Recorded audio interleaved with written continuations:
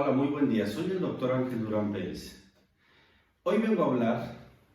de un tema trascendente de cómo los tribunales electorales de las entidades federativas tienen que analizar las sentencias bajo un enfoque más colectivo que individual.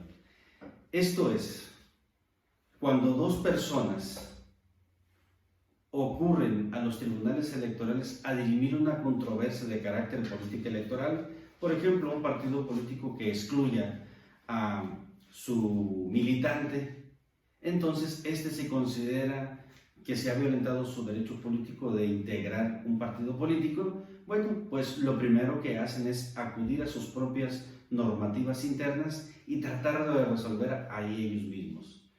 Pero en términos generales hemos visto que los partidos políticos en muchas de las ocasiones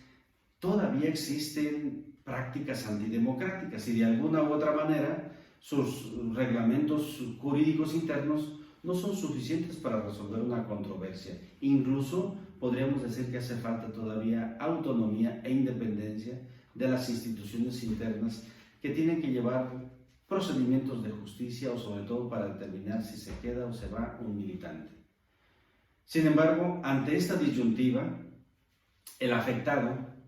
tiene que ocurrir a otros tribunales extra o que no forman parte de la cadena de instituciones de los propios partidos políticos. Y en este caso, él puede irse a un juicio para la protección de los derechos políticos del ciudadano, ya sea a las entidades federativas o incluso a la federación. Pero en este momento hablaremos exclusivamente de cuándo un militante que se siente afectado por el ejercicio de sus derechos políticos ocurre a un tribunal estatal.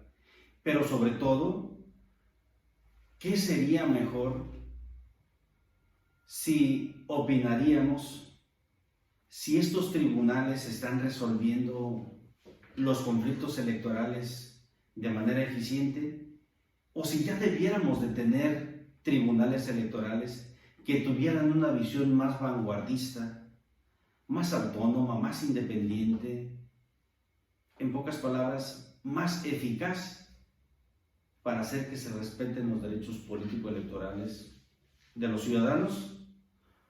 pero también establecer ciertas medidas de seguridad para que estas violaciones a los derechos políticos del ciudadano ya no vuelvan a repetirse. Fíjese usted, tenemos en nuestro sistema jurídico constitucional mexicano varias reformas que nos llevan a concluir que pudiéramos tener tribunales mucho más modernos y sobre todo con una visión muy garantista para proteger el principio de democracia que está en nuestra Constitución y en tratados internacionales de los que hemos firmado. México como tal ha firmado varios tratados internacionales que tienen que ver con la carrera exitosa de una democracia que deben de tener los estados como el nuestro. Sin embargo, los tribunales electorales todavía tenemos en la práctica una aplicación de la justicia muy individualista. Esto es, si Pedro llega a reclamar que lo excluyeron de un partido político, generalmente presenta su demanda y finalmente va a dictar una sentencia en donde, si le resulta favorable a Pedro, el tribunal va a ordenar al partido político que lo incluya o que le reconozca tal o cual derecho. Pero a partir de que se hacen varias reformas a nuestra Constitución, pero específicamente la reforma constitucional de 2011, que tiene que ver con la protección de los derechos humanos por todas las autoridades en el ámbito de su competencia, sin olvidar las reformas constitucionales en materia política electoral, por ejemplo esta última de febrero de 2014, que también es muy vanguardista y que se da años después de la gran reforma constitucional en derechos humanos, debiera de impregnar este sistema nacional y constitucional garantista. ¿Por qué? Porque fíjese usted,